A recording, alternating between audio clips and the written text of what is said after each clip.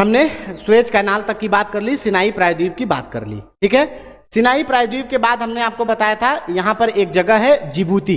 Map में आइए, political map में आइए। तो पॉलिटिकल मैप में हमने आपको देश दिखाया था जिबूती। देखिए ये है जिबूती,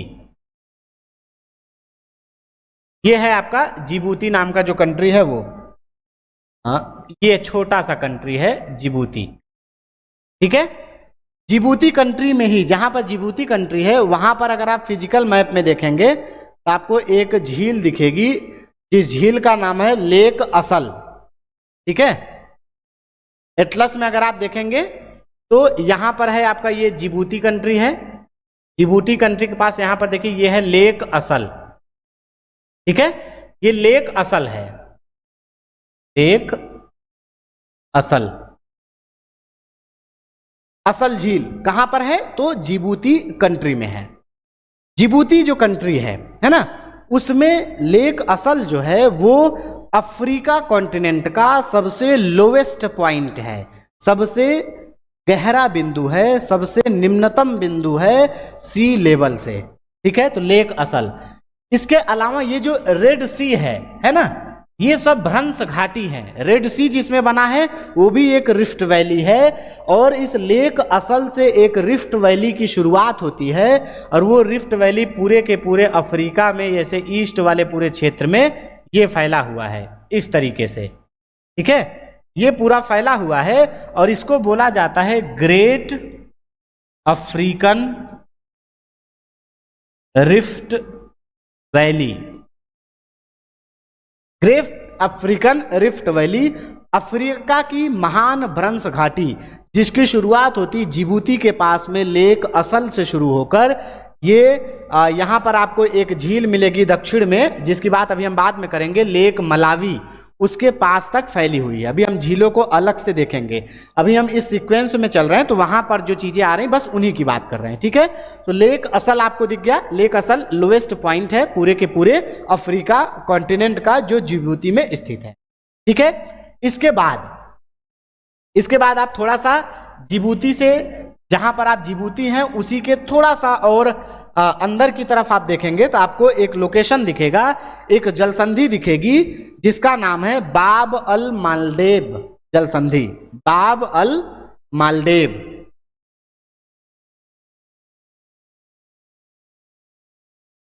यहां पर देखिए यह है आपका लाल सागर, यह है गल्फ ऑफ अदेन, ठीक है। तो लाल सागर और गल्फ ऑफ अदेन के बीच में ही आपको एक जलसंधि दिखेगी इस तरीके से, जिसका नाम है बाब अल मांडेव।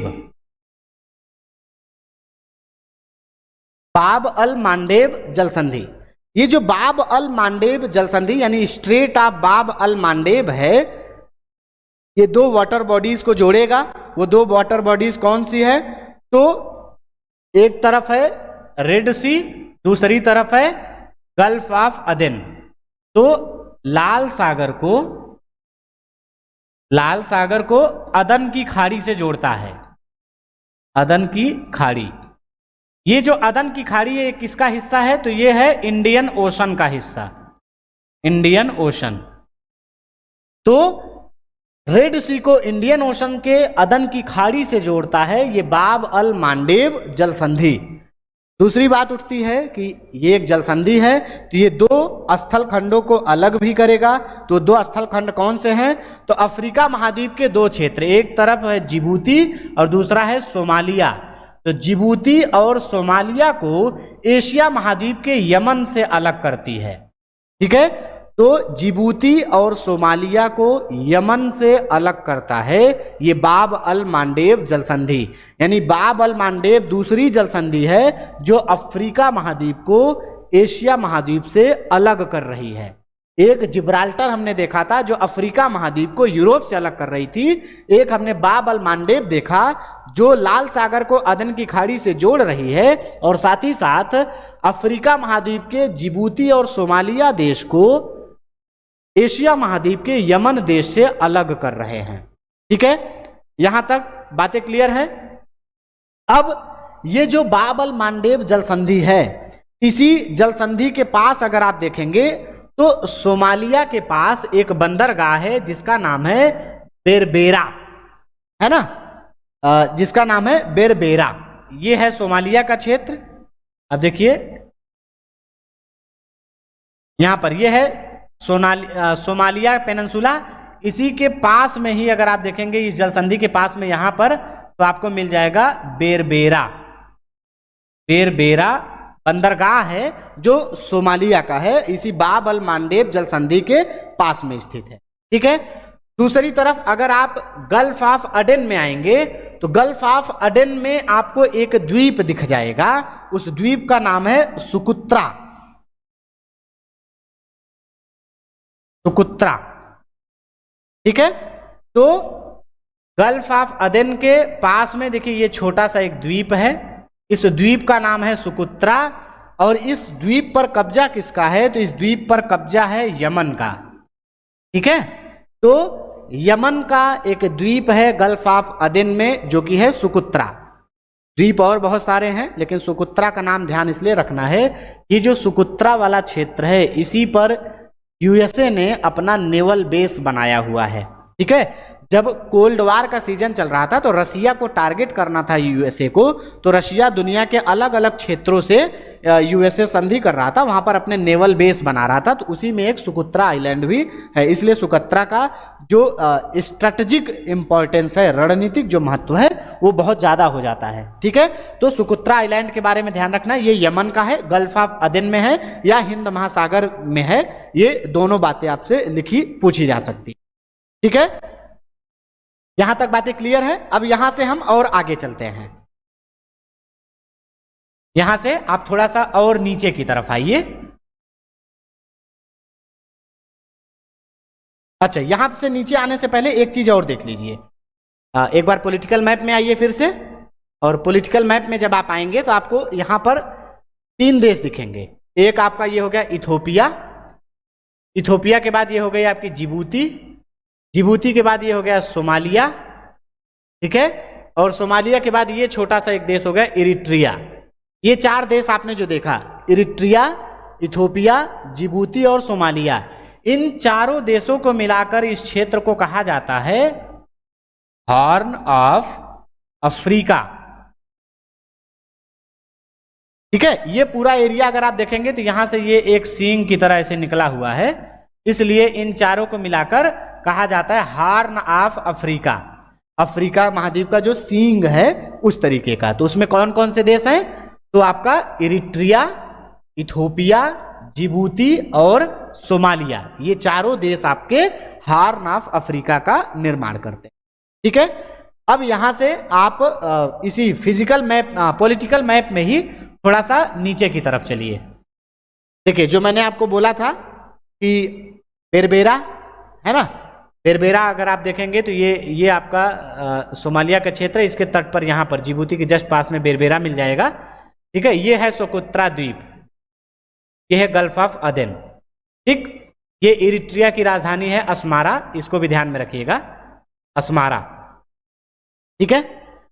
पोर्ट सूडान भी एक, सूडान में एक पोर्ट सूडान है, रेड सी के तट पर है, ये भी ध्यान रखिएगा। ठीक है। तो रेड सी पर अगर पोर्ट्स का हम एक क्रम देखना चाहें, यहां पर देखिए ये है अलेक्जेंड्रिया, अलेक्जेंड्रिया के बाद यहां पर है पोर्ट सईद, पोर्ट सईद के बाद यहां पर है पोर्ट स्वेज, पोर्ट स्वेज के बाद यहां पर है आपका पोर्ट सूडान, पोर्ट सूडान के बाद यहां पर देखिए अस्मारा है, अस्मारा के बाद आपका बेरबेरा है। तो ये एक नॉर्थ टू साउथ क्रम बनता है इनके क्षेत्रों का, जो लाल सागर, भूमध्य सागर से लाल सागर के तट पर स्थित है। नाम फिर से रिवाइज कर दे रहा हूं, अलेक्जेंड्रिया, फिर पोर्ट सईद, फिर पोर्ट स्वेज, स्वेज के बाद है पोर्ट सूडान, सूडान के बाद अस्मारा, अस्मारा के बाद बेरबेरा, बेरबेरा। ठीक है। तो ये नॉर्थ टू साउथ एक क्रम हुआ जो आपसे एग्जाम में लगवाया जा सकता है, तो वो ध्यान रखना है। ठीक है। अब यहां से थोड़ा सा हम अपनी चर्चा को और आगे बढ़ाते हैं। आप थोड़ा सा और नीचे की ओर बढ़िए, इसके आगे। तो आप अगर थोड़ा सा और नीचे की तरफ आएंगे तो केनिया वाले क्षेत्र में, ये सोमालिया तक आप आ गए थे। सोमालिया के बाद सोमालिया की ये राजधानी है मोगादिशु, तट पर है, ये भी एक बंदरगाह है जो इंडियन ओशन के तट पर है। ठीक है। बेसिकली ये जो सोमालिया का पूरा क्षेत्र है, ये सोमालिया का क्षेत्र जो है वो समुद्री लुटेरों के लिए है ना, जो समुद्र में लुटेरे हैं या लूटपाट का पूरा एरिया, ये वैसे ही क्षेत्रों से है। जो सोमालिया के लोग हैं वो चूंकि एरिया में बहुत ज़्यादा डेवलपमेंट है नहीं, तो गरीबी भूखमरी बहुत ज़्यादा है, इसलिए सोमालिया के लोग ज़्यादातर समुद्री क्षेत्रों में ट्रैवल करते रहते हैं और जो भी जहाज मिलता है उनको लूटपाट करते रहते हैं। ठीक है, तो अब सोमालिया के बाद आप थोड़ा सा नीचे आइए, तो यहाँ पर आपने देखा था केनिया, ये केनिया देश है। ठीक है, केनिया के देश की बात करें तो केनिया में अगर आप देखें तो केनिया की राजधानी स्थित है नैरोबी, जो तट से काफी अंदर है। ठीक, तो केनिया की राजधानी नैरोबी है जो तट से बहुत अंदर है और हाईलैंड पर स्थित है। हाईलैंड यानी उच्च भूमि पर स्थित है। बेसिकली अफ्रीका महाद्वीप का एकमात्र हिल स्टेशन कह सकते हैं आप इसको।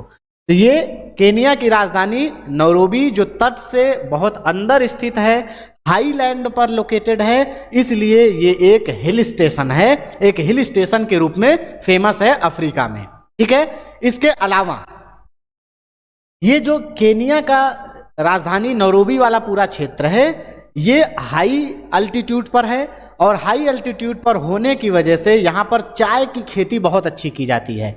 इसीलिए दुनिया में टी एक्सपोर्ट कंट्रीज का अगर आप नाम लेंगे तो जो टॉप 5 कंट्रीज हैं उनमें से केनिया भी एक हमेशा रहता है। बेसिकली श्रीलंका और केनिया यही दोनों टॉप 3 में हमेशा बने रहते हैं। कभी श्रीलंका टॉप एक्सपोर्टर हो जाता है तो कभी केनिया हो जाता है। ठीक है, भारत उत्पादक बहुत बड़ा है, लेकिन भारत में चाय का उत्पादन होता है और हम ही लोग पी जाते हैं, यानी भारतीय लोग, भारत में चाय पैदा हुआ और हम ही पी जाते हैं। वैसे चीन में भी प्रोडक्शन बहुत ज़्यादा है, लेकिन चीन के लोग ही पी जाते हैं, इसलिए एक्सपोर्ट कम कर पाते हैं। जबकि केनिया और श्रीलंका की बात करें तो प्रोडक्शन तुलनात्मक रूप से कम होने के बावजूद एक्सपोर्ट ज़्यादा हो जाता है क्योंकि कंजम्पशन कम है। तो केनिया की राजधानी नैरोबी जो कि चाय उत्पादन के लिए, चाय के बागानों के लिए बहुत ज़्यादा फेमस है और एक हिल स्टेशन है। इसी नैरोबी में अगर आप देखेंगे तो एक संस्था है जिसका नाम है UNEP, united nation environmental programme, जो कि बेसिकली इन्वायरमेंट से रिलेटेड स्टडीज को प्रोवाइड करता है, उसके रिलेटेड कंजर्वेशन क्षेत्रों में काम करता है। उसका मुख्यालय यही नैरोबी में है। ठीक है, तो ये भी आप ध्यान रखिएगा। ठीक, अब केनिया के बाद, केनिया में नैरोबी हमने देख लिया। नैरोबी के बाद थोड़ा सा नीचे आएंगे, केनिया में ही तट पर तो आपको एक बंदरगाह दिखेगा जिसका नाम है मोम्बासा। ये मोम्बासा बंदरगाह है केनिया का। ठीक है, तो राजधानी नैरोबी है जो तट से अंदर है, लेकिन केनिया में ही तट पर जो बंदरगाह स्थित है उसका नाम है मोम्बासा। ठीक है, आगे अब जहां पर आपने मोम्बासा देखा है उसी मोम्बासा के पास में अगर आप देखेंगे तो आपको 2 छोटे छोटे द्वीप दिख जाएंगे। ठीक है, 2 छोटे छोटे द्वीप यहां पर देखिए, मोम्बासा के नीचे ये एक द्वीप है और ये है दूसरा। एक द्वीप का नाम है पेम्बा और दूसरे द्वीप का नाम है जंजीबार। पेम्बा और जंजीबार, ये 2 छोटे छोटे द्वीप आपको दिख जाएंगे इसी केनिया के तट के पास में, बेसिकली तंजानिया के पास में देखेंगे तो ये दोनों द्वीप हैं। ठीक है, ये दोनों द्वीप पर कब्जा किसका है या किसके अधिकार क्षेत्र में है, तो तंजानिया के।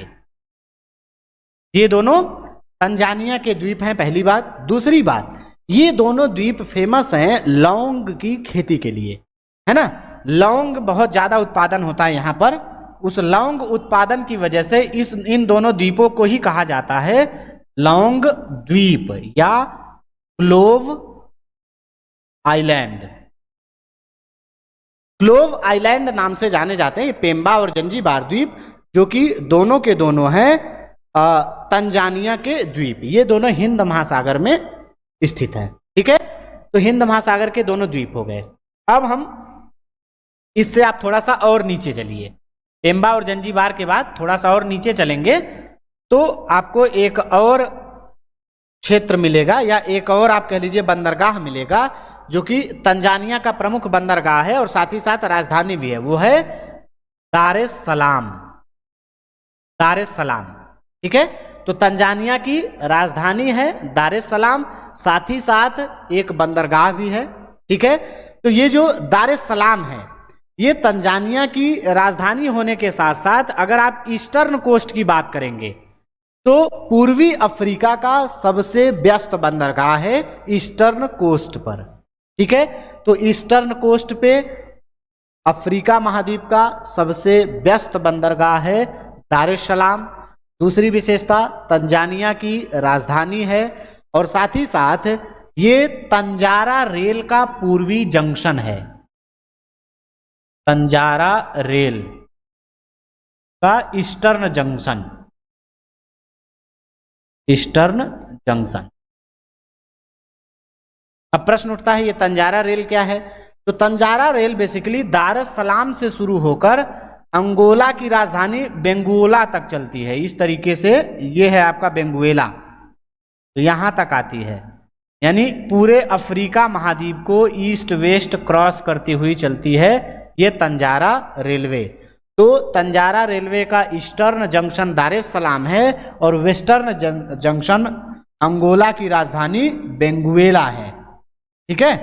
तो बेंगुएला शहर, ठीक है, तो अंगोला के बेंगुएला तक ये जाती है और यहां से तंजारा रेलवे एक दूसरे से जुड़ा हुआ है, या आप कह सकते हैं कि ये ऐसा रेलवे है जो अफ्रीका महाद्वीप के ईस्टर्न कोस्ट को वेस्टर्न कोस्ट से कनेक्ट करता है, ठीक है। बेंगुएला राजधानी नहीं है अंगोला की, एक शहर है, एक प्रमुख बंदरगाह है, ध्यान रखिएगा। अंगोला की राजधानी लुआंडा है, वो मैंने आपको बताया था, ठीक है। अभी स्लिप कर गया टंग, तो ध्यान रखना है बेंगुएला बेसिकली एक बंदरगाह है, ठीक है। तो ये हो गया दार एस सलाम की बात। आगे आप इसी चीज को थोड़ा सा और नीचे की ओर बढ़िए, इस वाले क्षेत्र से ही तंजानिया हो गया। तंजानिया के बाद थोड़ा सा अगर आप और नीचे आएंगे तो आपको मिलेगा, यहां पर देखिए मोजाम्बिक देश है, ये आपका है मोजाम्बिक। मोजाम्बिक के दूसरी तरफ अगर आप देखेंगे तो एक आइलैंड है जिसका नाम है मेडागास्कर, मेडागास्कर। और इन दोनों द्वीप के बीच में आपको मिल जाएगा एक वाटर बॉडी जिसका नाम है मोजाम्बिक चैनल, मोजाम्बिक चैनल, ठीक है।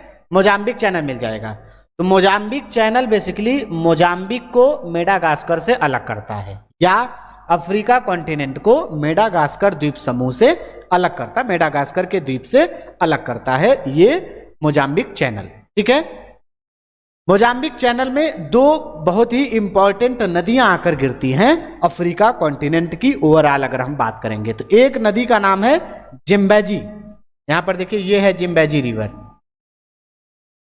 ये आपका आ रही है जिम्बेजी। मैं पेन चेंज कर लेता हूं, ये जो ब्लू कलर से मैं बना रहा हूं देखिए ये है जिम्बाजी रिवर, ये इधर से होते हुए ये यहां से आके ये मोजाम्बिक चैनल में गिर गई, ठीक है।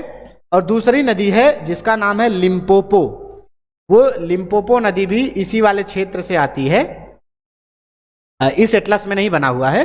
बाद में जब हम नदियां देखेंगे, एक मिनट मैं आपको फिजिकल मैप में अगर आप चलेंगे तो आपको दिख जाएगा।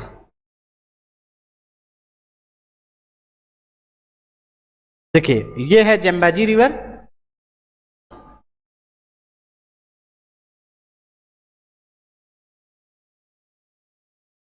यहां पर देखिए ये है आपका जेम्बाजी रिवर। जेम्बाजी रिवर देखिए ये यहां से आके ये मोजाम्बिक चैनल में गिरी।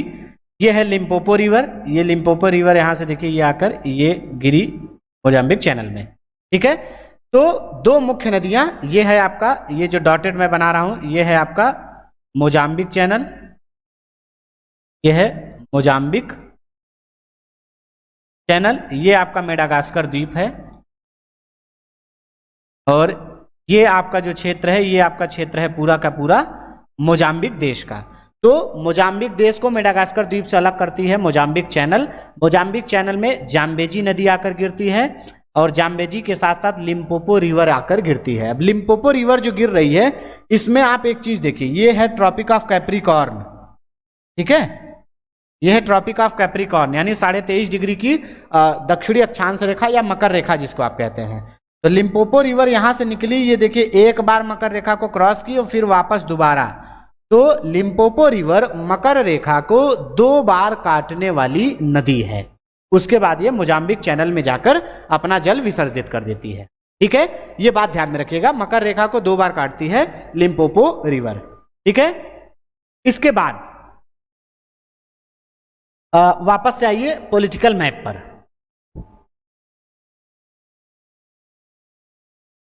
हाँ, वापस से आइए पॉलिटिकल मैप पे।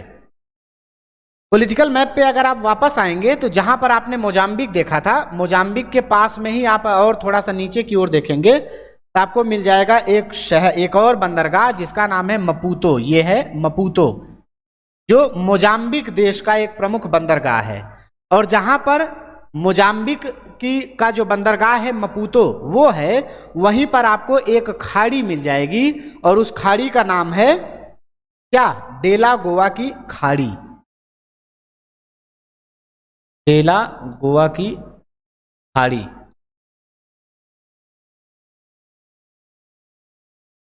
ये बेसिकली मपूतो जो है मोजाम्बिक की राजधानी भी है, एक बंदरगाह भी है। ठीक है, अब आप एक चीज समझिए कि पूरे के पूरे ईस्टर्न अफ्रीका के क्षेत्र पर ढेर सारे बंदरगाह हैं। हमने देखा मोगादिशु बंदरगाह हो गया, मोम्बासा हो गया, दार एस सलाम हो गया। दार एस सलाम के बाद हमने यहाँ पर देखा मपूतो। ये 5 बंदरगाह हमने देखा एक क्रम में। तो सबसे पहली चीज तो इनका क्रम आपको ध्यान में रखना है कि मोगादिशु सोमालिया का है, केनिया का मोम्बासा है, तंजानिया का दार एस सलाम है, फिर मोजाम्बिक का मपूतो है। ठीक, ये बंदरगाह आपके क्रम हो गए। अगर आप अफ्रीका के इस पूरा बीच वाले एरिया को देखेंगे, जितने भी एरियाज हैं ये सब एरिया बहुत ज़्यादा फेमस है मिनरल्स के लिए। अब जब मिनरल्स उत्पादन यहाँ पर हो रहा था तो अंग्रेजों ने जब इस पूरे क्षेत्र पे कब्जा किया हुआ था तो उस मिनरल्स को अपने देश भेजने के लिए बहुत सारे पोर्ट्स डेवलप किए गए थे। उन्हीं क्रम में ये पोर्ट्स डेवलप हुए थे। ठीक है, तो ये पोर्ट्स का क्रम आपको ध्यान में रखना है। ठीक है, इसके बाद यहां तक आ जाने के बाद अब आप इसके थोड़ा सा और आगे चलिए।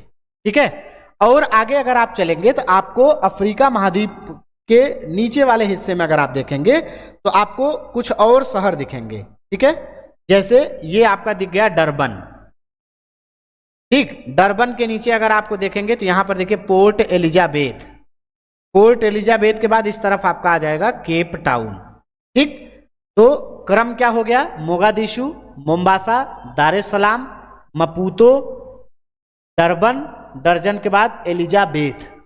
एलिजाबेथ से आप यूरोप की कंट्री सोच सकते हैं, लेकिन पोर्ट एलिजाबेथ अफ्रीका में, साउथ अफ्रीका जो कंट्री है वहां पर स्थित है। तो ये आप ध्यान में रखिएगा, ये एक तो क्रम हो गया। ठीक है, अब हम जहां पे डरबन की हम बात करते हैं तो डरबन की विशेषता देखते हैं कि डरबन का क्या विशेषता है। तो डरबन की अगर हम बात करें तो डरबन जो है वो अफ्रीका का सबसे व्यस्त पैसेंजर पोर्ट है। ठीक है, तो बिजिएस्ट पैसेंजर पोर्ट है अफ्रीका महाद्वीप का। ठीक है, तो डरबन अफ्रीका का सबसे व्यस्त पैसेंजर बंदरगाह है। इसके अलावा अगर बात करें, ये जो डरबन है ये फेमस है खट्टे रसदार फलों की खेती के लिए। खट्टे फल जैसे अंगूर और ऑरेंज हो गया, है ना, इस टाइप के फलों की खेती के लिए फेमस है। अब एक चीज बताइए आप कि जिस जगह पर खट्टे रसदार फलों की खेती हो रही थी, ऐसे क्लाइमेटिक कंडीशंस को हम क्या कह रहे थे? हम उसको कह रहे थे मेडिटेरेनियन क्लाइमेट। मेडिटेरेनियन क्लाइमेट कह रहे थे। तो क्या डरबन भी मेडिटेरेनियन क्लाइमेट में आएगा? तो उत्तर है नहीं। क्यों नहीं आएगा? क्योंकि हमने आपको बताया था कि भूमध्य सागरीय जलवायु हमेशा महाद्वीप के पश्चिमी तट पर पाई जाती है, पश्चिमी कोस्ट पर, वेस्टर्न कोस्ट पे। और डरबन कहाँ है? डरबन है ईस्टर्न कोस्ट पर, इसलिए भूमध्य सागरीय जलवायु नहीं है। और यही इसको खास बना देती है कि डरबन जो है वो मेडिटेरेनियन क्लाइमेट क्षेत्र में स्थित नहीं है, लेकिन फिर भी यहाँ पर खट्टे रसदार फलों की खेती होती है और जो फूड प्रोसेसिंग इंडस्ट्रीज है उनका डेवलपमेंट बहुत ज़्यादा हुआ है। ठीक है, तो ईस्टर्न कोस्ट पे है, खट्टे रसदार फलों की खेती होती है। ठीक इसी तरीके से अगर आप नॉर्थ अमेरिका में जाएंगे,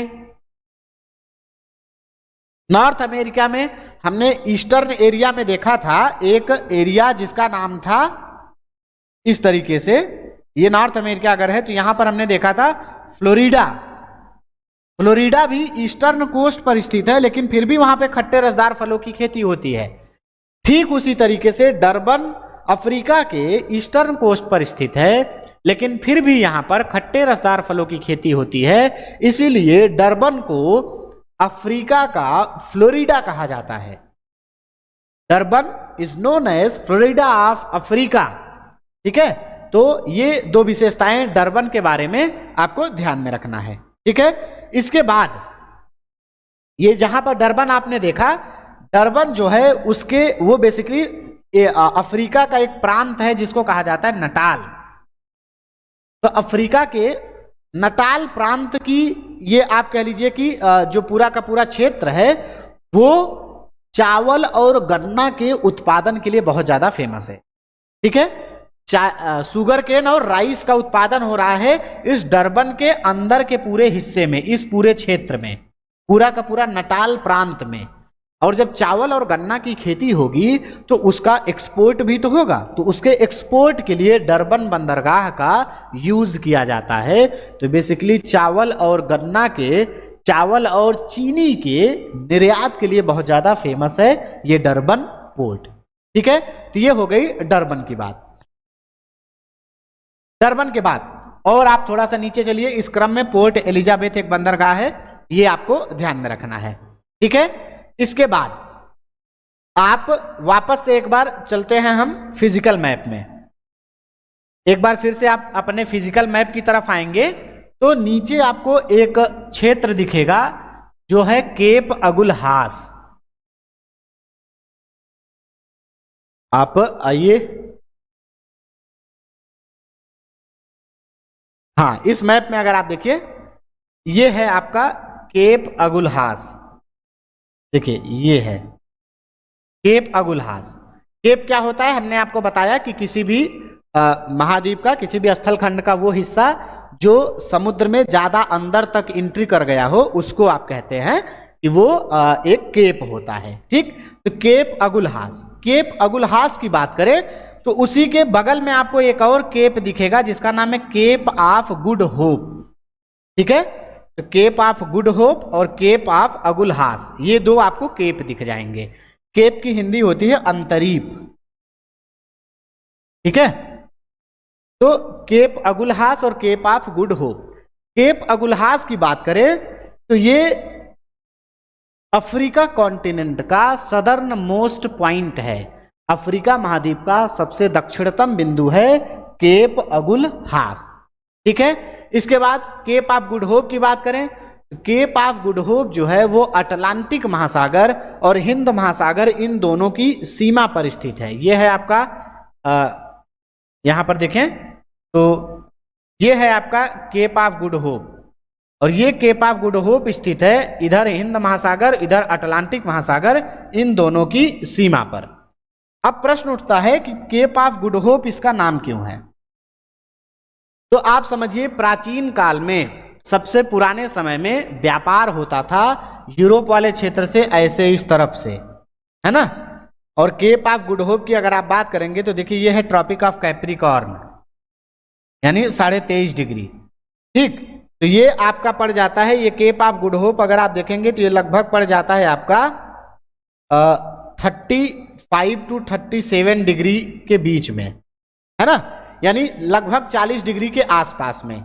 और 40 डिग्री के आसपास में सदर्न हेमस्फीयर में जो वेस्टर्लीज होती हैं उनकी वेलोसिटी बहुत ज़्यादा होती है, इसीलिए उनको रोरिंग फोर्टीज कहा जाता है, गरजती चालीसा कहा जाता है।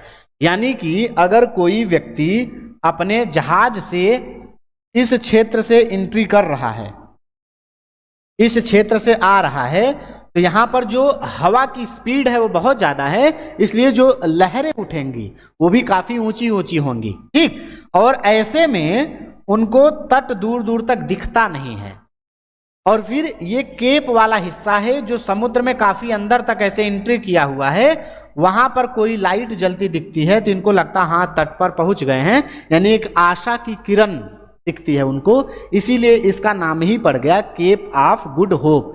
यानी वो दिख जाने के बाद उनको भरोसा हो जाता है कि हाँ अब हम तट पर आ चुके हैं, अब हमारी जान बच जाएगी। ठीक, तो वो केप ऑफ गुड होप इसका नाम पड़ गया। ठीक है, केप ऑफ गुड होप के बाद आप वापस से आइए पॉलिटिकल मैप पे, वापस से पॉलिटिकल मैप पे चलिए। तो आप पॉलिटिकल मैप पे वापस से आइए। जब आप पॉलिटिकल मैप पे वापस से आएंगे तो आपको एक चीज, अब यहां से हमें अंदर चलना है। ठीक है, अब हम यहां से इधर नहीं जाएंगे, इधर हम बाद में देखेंगे। आप यहां पर आ गए, यहां पर देखिए एक शहर है केप टाउन नाम का, यह है केप टाउन। ठीक है, केप टाउन शहर मिल गया। केप टाउन शहर की अगर बात करें, ये जो केप टाउन एक बंदरगाह है। बंदरगाह कैसा बंदरगाह है? ये पोर्ट ऑफ कॉल का एग्जाम्पल है। Port of call, port of call का मतलब होता है कि एक ऐसा बंदरगाह जहां पर उस एरिया से गुजरने वाले जो पोर्ट होते, जो शिप्स होते हैं, वो कुछ देर तक रुकते हैं, अपना फ्यूल वगैरह लेते हैं, है ना, रीफ्यूलिंग होती है उनकी, थोड़ी देर आराम करते हैं और फिर वापस किसी दूसरे जगह के लिए रवाना होते हैं। तो ये चूंकि इसके बाद एक लंबी दूरी तय करनी होती है, तो ये केप टाउन एक पोर्ट ऑफ कॉल के रूप में डेवलप हो गया, तो एक पोर्ट ऑफ कॉल का एग्जाम्पल है। ठीक है, इसके अलावा ये जो केप टाउन है, यहां पर इसका अगर आप लोकेशन देखेंगे तो ये आपका ट्रॉपिक ऑफ कैप्रिकॉर्न गुजर रहा है, यानी ये 23.5 डिग्री है। और हमने आपको बताया था कि किसी भी कॉन्टिनेंट के 25 से 40 डिग्री, 25 से 40 डिग्री के बीच में स्थित क्षेत्र अगर वेस्टर्न कोस्ट पर हो, वहां पर एक स्पेसिफिक जलवायु पाई जाएगी जिसको कहा जाएगा मेडिटरेनियन क्लाइमेट। मेडिटरेनियन यानी भूमध्य सागरीय जलवायु, भूमध्य सागरीय जलवायु। अब ये जो केप टाउन है ये इस दोनों विशेषताओं को पूरा करता है, यानी वेस्ट में भी है और 25 से 40 के बीच में है, यानी कि इस केप टाउन में कैसी जलवायु होगी? तो भूमध्य सागरीय जलवायु होगी। भूमध्य सागरीय जलवायु होगी तो उसकी दो विशेषताएं मैंने आपको बताया था। पहला, रेनफॉल कब होगा? रेनफॉल विंटर सीजन में होगा, यानी सर्दियों में बारिश होगी और जो समर होंगे, गर्मियां होंगी, वो ड्राई होंगी। और दूसरी विशेषता क्या बताया था? यहां पर खट्टे फलों की खेती होगी, खट्टे फलों की खेती होगी, है ना। नींबू परिवार के, लेमन फैमिली जो है उसके खानदान के जितने भी पौधे हैं, जितने भी फ्रूट्स हैं, उन सब की खेती होगी। तो केप टाउन में ये दोनों विशेषताएं पाई जाएंगी। ठीक है, इसके बाद ये जो केप टाउन है ये अफ्रीका की, जो साउथ अफ्रीका देश है, उस साउथ अफ्रीका की वैधानिक राजधानी है। वैधानिक यानी लीगल, लीगल कैपिटल। ठीक है, तो वैधानिक राजधानी है केप टाउन अफ्रीका की, साउथ अफ्रीका की वैधानिक राजधानी है केप टाउन। ठीक है, इसके अलावा इसी केप टाउन से एक रेलवे लाइन गुजरता है।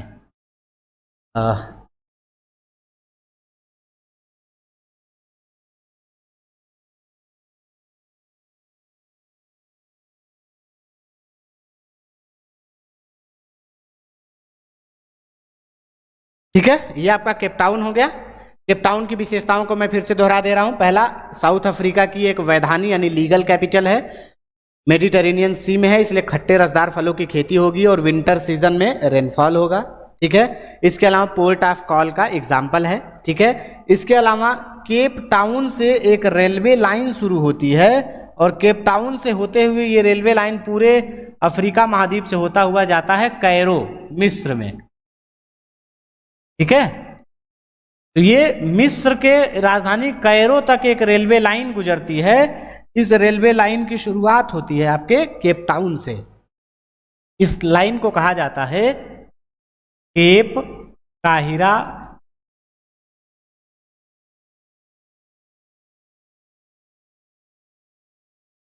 केप काहिरा रेल मार्ग। तो ये हो गया आपका केप काहिरा रेल मार्ग, जो कि केप टाउन, जो वैधानिक राजधानी दक्षिण अफ्रीका की, वहां से शुरू होकर मिस्र की राजधानी कैरो तक जाती है। ठीक है, तो इस रेलवे लाइन को आप ध्यान में रखिएगा। ठीक है, अब हमने आपको एक चीज बताया कि जो अफ्रीका, साउथ अफ्रीका देश है, उसकी राजधानी जो है वो वैधानिक राजधानी है आपका केप टाउन, वैधानिक केप टाउन। इसके अलावा अगर आप देखें तो दो राजधानियां और हैं। एक राजधानी है न्यायिक राजधानी, जुडिशियल कैपिटल, वो है ब्लोएमफॉन्टेन। ब्लोएमफॉन्टेन, ब्लोएमफॉन्टेन साउथ अफ्रीका की न्यायिक राजधानी है, जबकि प्रिटोरिया जो है वो प्रशासनिक राजधानी है। प्रशासनिक यानी एडमिनिस्ट्रेटिव कैपिटल। एडमिनिस्ट्रेटिव कैपिटल कौन है? तो प्रिटोरिया। ठीक है, तो साउथ अफ्रीका की 3 राजधानियां हैं। वैधानिक राजधानी है आपका केप टाउन, न्यायिक यानी जुडिशियल कैपिटल है ब्लोएमफॉन्टेन, और प्रिटोरिया प्रशासनिक राजधानी है, एडमिनिस्ट्रेटिव कैपिटल है अफ्रीका, साउथ अफ्रीका जो देश है उसकी। ठीक है, तो ये यहां तक बात हमारी कंप्लीट हो गई। अब हम क्या करेंगे, अब हमारे पास 2 रास्ते हैं। एक रास्ता ये है कि हम केप टाउन तक आ चुके हैं, तो वापस ऐसे पश्चिमी कोस्ट पर ट्रेवल कर जाएं। आप ऐसे देखिए,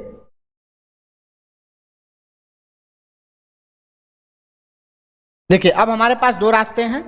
पहला रास्ता कि हम केप टाउन से ऐसे वेस्टर्न की तरफ ऐसे एंट्री करते हुए जहां से शुरू किए थे वहां आ जाएं। दूसरा रास्ता ये है कि हम यहां से अब इस रेलवे लाइन पर बैठ जाएं। हम यहाँ से पैदल आ रहे हैं, यहाँ तक पहुँचते पहुँचते काफ़ी थक गए हैं, तब हम इस रेलवे लाइन पर बैठते हैं। और इस रेलवे लाइन पर बैठते ही यहाँ से ये जो ट्रेन गुजरेगी, इससे होते हुए हम अफ्रीका के मिडिल वाला जो पूरा एरिया है उसका एक बार भ्रमण कर लेते हैं, और फिर वापस इसी ट्रेन को पकड़ के वापस यहाँ आ जाएंगे, और फिर यहाँ से अपनी चर्चा को आगे इधर कर लेंगे।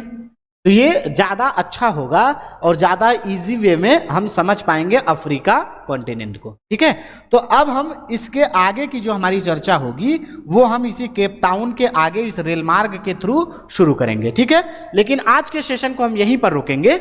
इतनी चीज़ें आप अच्छे से रिवाइज कर लीजिएगा।